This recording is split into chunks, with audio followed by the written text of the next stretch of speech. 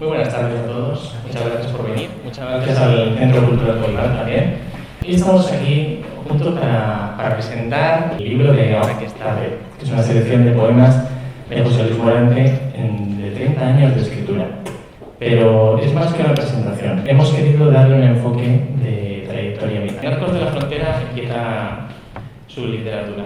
Una de las cosas también que define a Morante tiene que ver con la paciencia. Morante publica su primer libro, que ya lo veremos, Rotonda de Estatuas, en el año 90. Ya lo publica con 34 años. Esto, desde el punto de vista literario o poético, es renunciar, digamos, a un medio de promoción que es ser joven. O sea, en la poesía, ser joven tiene su propio circuito de premios, de editoriales. Entonces, Morante tuvo la paciencia como para no ser poeta joven.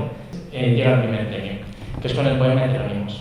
Ya lo dirá Ricardo seguramente, pero en este poema se definen gran parte de los motivos o obsesiones que luego Morante retomará en su literatura. Y a partir de este poema da lugar al primer libro, Rotonda de Estatuas. Lo publica en el año 90, con 34 años. Entre medios de esa publicación se ha mudado a Rivas. Ha puesto Rivas en el mapa Morante porque, así como la Fundación José Hierro ha puesto en el mapa Getafe, y la gente que se dedica a la poesía conoce Getafe por la Fundación José Hierro, muchas veces cuando dices que vienes de Rivas te preguntan por Morante, siempre. Se funda la revista Nayen en 1991 y le permite esto conocer a las grandes figuras de la poesía. Como digo, pues muchas de ellas pues eran gente que todavía pues no se acaba de definir como gran figura. Hay una anécdota curiosa, es que mientras estaba haciendo esta presentación me fijé en este libro porque yo quería comprarme este libro y está, bueno, por las nubes. No sé, vale como 60 euros, así que ya se lo pediré. Esto tiene mucho de pase de diapositivas, pero es que es interesante ver cómo se suceden este tipo de estampas de una persona y cómo se configuran pues, con estos fragmentos, ¿no? Pues con Ángel González, que es uno de los grandes poetas de la generación del 50. Le llega la plenitud con el premio Luis Cernuda por Causas y Efectos, que se publica en Compás en Sevilla. Siempre pues, en amistad, con encuentros de escritores, pues aquí se le ve pues, a más de uno con los ojos brillantes. Testigos de clásicos contemporáneos, pues por ejemplo aquí, para alguien que estaría hablando de su libro, con José Saramago en Rivas. Y por último le llega el premio San Juan de la Cruz por Largo Recorrido. Y esto es lo que también me une a él, es que pues, somos compañeros de colección Adonais. Continúa la labor cultural, poesía en catalán y en castellano, en Cambrils. Vemos aquí a Antonio Moneda, también premio Cervantes, amistad con Joan Margarit y Celso Grande, con Pablo García Mañana en 2004. Es interesante detenerse aquí porque es otra de las grandes labores de José Luis Morante. Además de ser un estupendo poeta, él elige muy bien. Esto es un momento que no está suficientemente prestigiado, no se le presta suficientemente atención.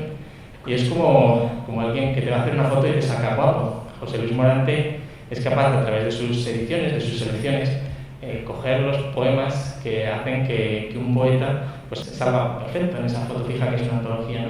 Entonces ha retratado a muchos poetas que, por ejemplo, pues Joan Margarit, que ha sido premio Cervantes el año pasado, aquí lo están celebrando. También a Luis Sánchez Rosillo, que es otro gran poeta, Lopa de Calle, José Luis García Montero, que ya lleva 3 ediciones, aquí están presentando una de ellas. Que todo ha sido compaginado con la docencia, por todo lo que llevamos hablando, pues José Luis por la tarde, pero José Luis por la mañana iba al instituto y pues con alumnos pues, que podían ser de mi edad por entonces, pues adquiría pues la gran habilidad que tiene oral, que eso también muchas veces la poesía no tiene por qué ir asociada a una buena capacidad de comunicación oral, como estaría viendo en mi caso. Y luego la generación, esta también ha sido muy importante, esta antología entre la gente joven, porque fue capaz de tener el ojo suficiente, quizá porque es historiador, para tomar la distancia y hacer una foto de generación interesante, porque ha conseguido que, bueno, pues que muchos de esos escritores luego se definan muy bien con segundos, terceros libros. Motivos personales, en 2015, a partir de 2010, Morante ha ido publicando una cantidad de libros, de selecciones, de versos impresionante. Es un trabajador incansable. En 2018, Aforismos y Ideas Líricas de Juan Ramón. Bueno, en los últimos años pues estuvimos aquí presentando el libro de Otras Nubes, lo pasamos muy bien. Lo presentamos digitalmente por las cuestiones de la pandemia. Y bueno, ahora un libro que acaba de salir, que está caliente, tiene 2 páginas con la tinta fresca, que es 11 aforistas de Contrapié, que es una selección de aforistas contemporáneos. Pero bueno, todo esto pues, con una vida familiar pues, muy intensa. José Luis Morante es un gran padre, siempre acompañado de Adela, sin la que desde luego pues, la obra esta que presentamos hoy no hubiera sido posible. Buenas tardes. No puedo dejar de reseñar un par de cosas biográficas, no puedo empezar a hablar de su poesía así fríamente, sino porque Morante para mí es casi un hermano literario, ¿no? Yo llegué a Rivas en 2001 y bueno, prácticamente son 20 años de sus 30, 20 estoy con él, apoyándole, igual que él conmigo y siempre con su poesía, ¿no? Bueno, aquí nos reúne pues, 30 años de poesía, ahora que es tarde, en una edición magnífica de La Garúa. Es un lujo publicar libros así. Siempre las editoriales lo hacen muy bien. En este caso, La Garúa pues, es un grandísimo acierto, ¿no? Este libro viene con un prólogo de un gran poeta, que es Antonio Jiménez Villana, hay que leer muy bien porque es un prólogo creo que bastante acertado sobre tu poesía, y que a mí como crítico pues, me ha ayudado a ver aspectos que a lo mejor se me habían pasado, aunque he trabajado muchísimo en la poesía de José Luis Morante y me ha ayudado a ver cosas, así que os recomiendo también leer el prólogo porque ayuda mucho a entender la trayectoria de una poesía de tantos años. Ahora que es tarde, pues es un título que tiene por un lado un aire escéptico y por otro lado un lado grave, ¿no? Ahí me recuerda un poco a los últimos libros de Ángel González, que es uno de los poetas de cabecera, o si no, yo creo que es el poeta prácticamente de cabecera, aunque haya otros, Otoño y otras luces, el otoño, el nada grave, etc. Pues es un poco una poesía de asentamiento final, ¿no? Aunque él, pues, es joven todavía iba a publicar muchísimos libros, ¿no? Pero sí que tiene ese pozo escéptico y grave, ¿no? De la poesía de los mejores poetas del 50.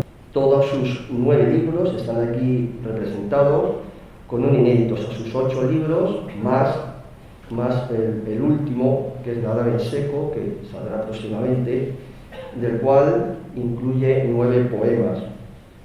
Queda fuera, creo, además lo digo en la reseña, quedan fuera los poemas A punto de ver, que cogía además algunos haikus, publicados en otro libro suyo de haikus más pequeño, que se llamaba Pateras, porque el haiku efectivamente es otra cosa. Es decir, no es una literatura derrotista para nada, ¿no? Sino que es positiva, ¿no? La línea clara, luisardiana, la que más o menos va marcando la tendencia donde se ubica, y junto, y esto lo hace diferente a muchos otros poetas de su generación, a cierto realismo crítico, ¿no? Que pone de manifiesto de alguna manera la soledad del individuo en nuestra sociedad, visto desde una perspectiva siempre irónica y escéptica, y ahí pues aparece obviamente Ángel González, ¿no? He reunido algunos motivos temáticos donde podemos ver por dónde transitan los poemas de José Luis Morante. Por un lado, el fuego fatuo el yo, hablaba Marcos de Heterónomos, ¿no? Evidentemente con un notable juego pessoano. También aparece la cotidianidad crítica con el arte de vivir los lunes, que es un poema clásico suyo. Morante es un poeta elegíaco, pero no es un poeta elegíaco al uso, tipo Brines, ¿no? Sino que se le suman, es una elegía muy templada, ¿no? O sea, está ahí detrás, pero no asoma, ¿no? El enclave culturalista no podía faltar, el impulso metapoético también está muy presente en su poesía, el eje biográfico, con razón de ser, resaca, medianoche, o enclave autobiográfica, que también aparece al final, y ahora me referiré a él. La metáfora del viaje, como lo llama Jiménez Villán. También podemos hablar del temple realista, narrativo, irónico, con referencias a poetas de los 50, ¿no? Poetas de los 50 que a él le interesa, no a Moneda, no Bordado Mateo, sino poetas que él siempre sigue, ¿no? Y que admira, como Gil de Viedma, Montisolo, desde luego, y sobre todo, ya he dicho antes, Ángel González. También hay unos poetas isla, por ejemplo, Fonollosa, que es clave a partir de su libro La noche en blanco, por la presencia de la ciudad en el poema, ¿no? Los poetas finales del libro, que pertenecen a Nadar en seco, porque son un gran acierto, consiguen un broche de oro, cerrar perfectamente un libro muy equilibrado, suman una pequeña gravedad a la tensión de los poemas anteriores, ¿no? En esta poesía, digamos que se alcanza su expresión más notable desde mi punto de vista. El título se envuelve dentro de aquellos sintagmas que predisponen una explícita contrariedad. Y digo títulos: largo recorrido, un recorrido que cuesta, que es largo. La noche en blanco, no podemos dormir, un país lejano, ninguna parte, que es su último poemario.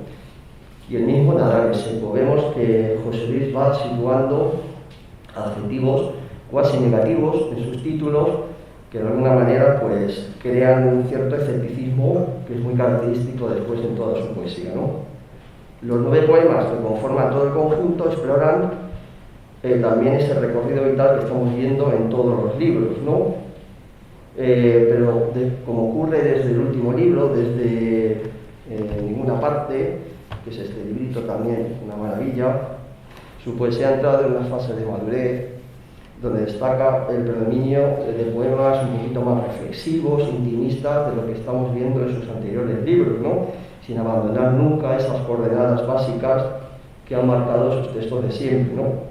Versos que señalan una negatividad explícita muchas veces, no carente nunca de la ironía, que es uno de sus grandes recursos. Y aún lejos de este contorno, pues palpita la vejez cuando no hay sueños, donde yo señalo pues una poesía de senectud, pero es una poesía de senectud engañosa, como la que hacía, por ejemplo, Rafael Alberti, cuando tenía los 60 años, ¿no? Sus últimos versos nos acercan a un sujeto poético cansado, pero consciente del tesoro que encierra cada madrugada, cada amanecida ante nuestros ojos. La misión del poeta es buscar ese temblor de la luz que nos alumbre, la claridad pujante del comienzo, dice Morante, como leemos en Nube, uno de los mejores poemas del conjunto. El inicio de ese ocaso, humildemente, nos hará temblar ante el nacimiento de un futuro incierto.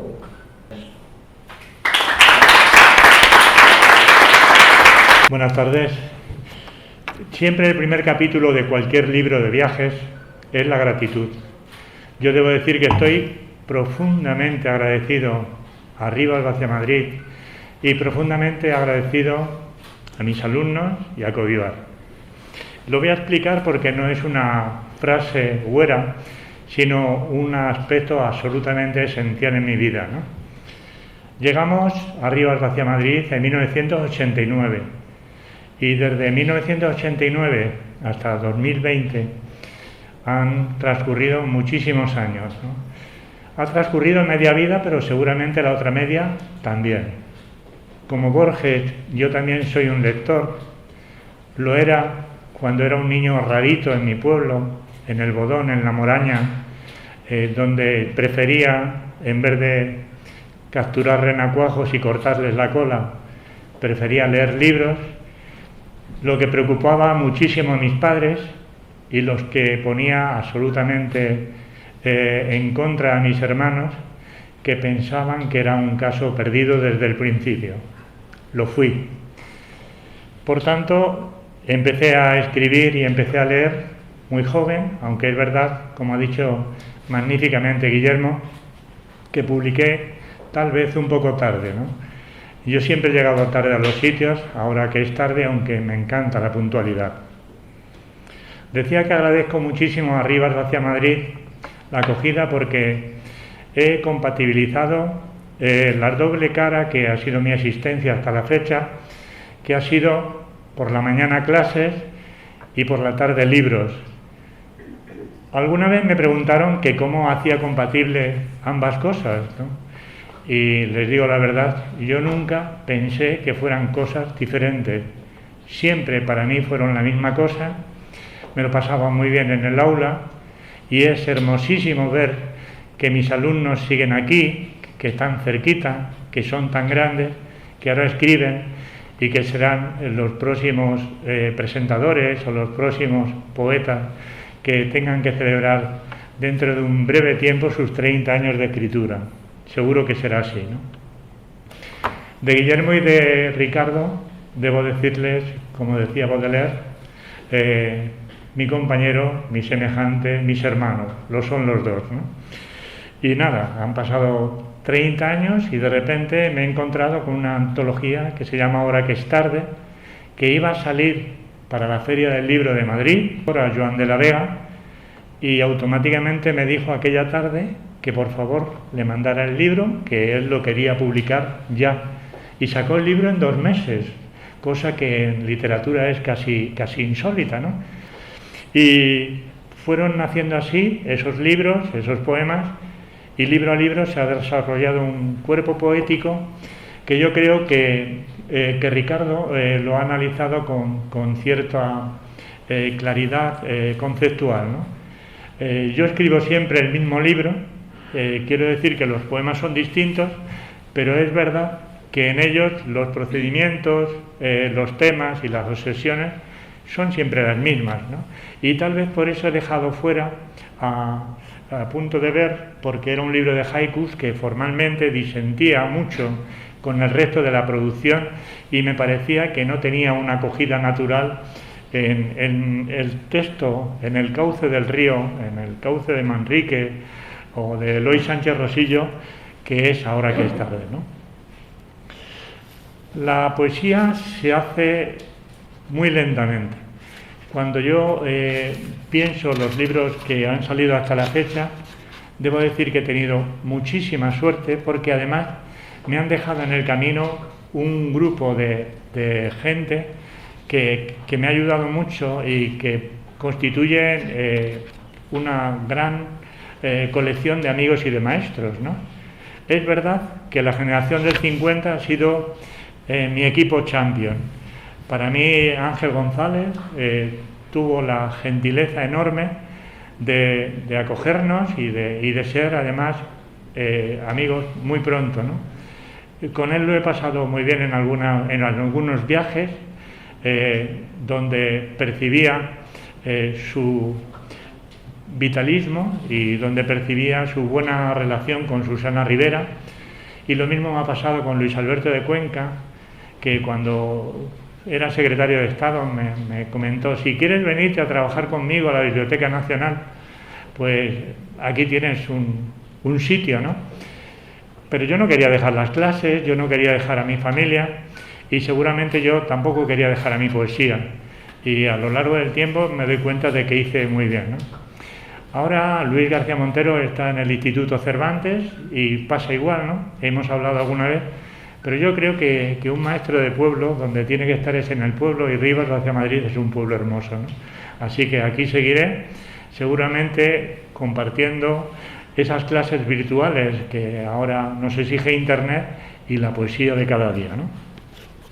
Ahora que es tarde se abre con un poema emblemático que es de obligada lectura siempre, que se llama Heterónomos, y es verdad que me ha dado muchas alegrías, entre otras alegrías, fue el causante claro de que se publicara mi primer libro, ¿no?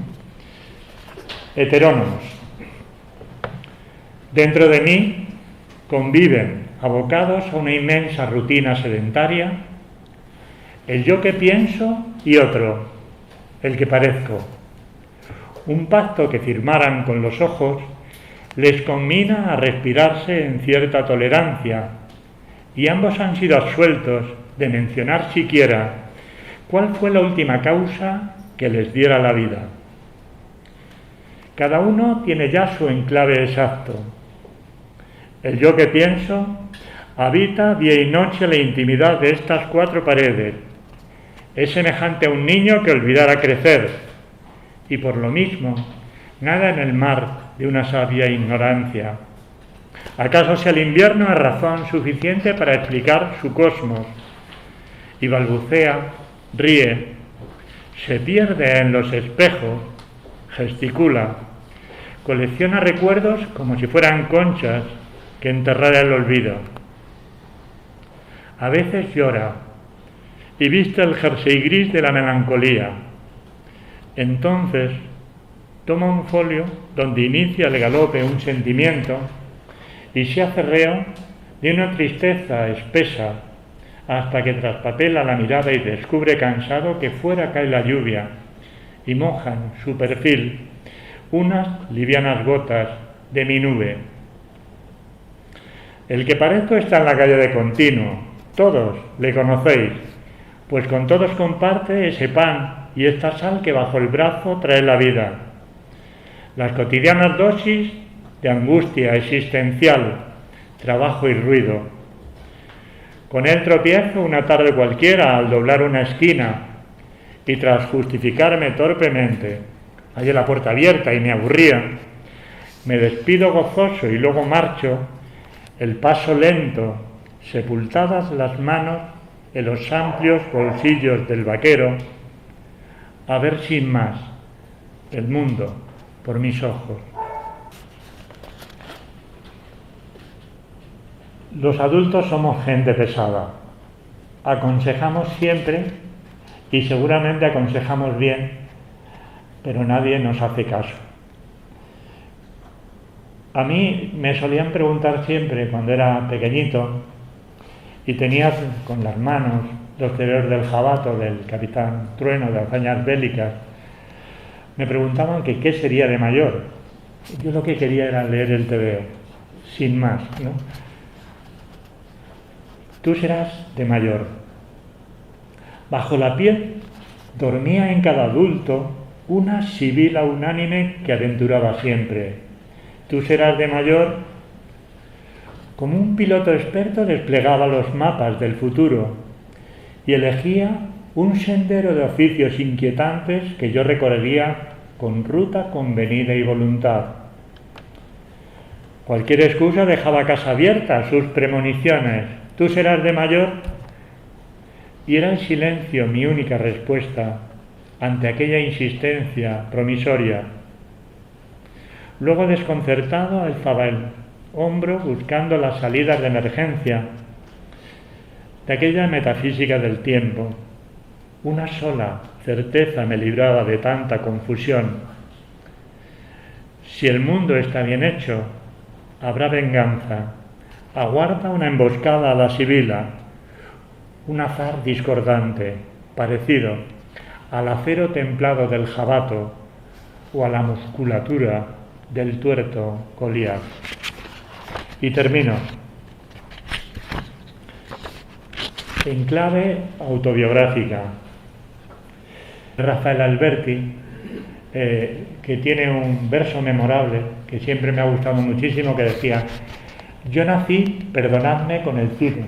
No sé si lo recuerdan. Jaime Gil de Vierna decía que él había nacido en la edad de la pérgola y el tenis. Y yo nací en el 56, justo cuando la televisión llegaba a España. No sé si lo recordáis, pero yo, que tengo siglos, puedo prometer que fue así, ¿no?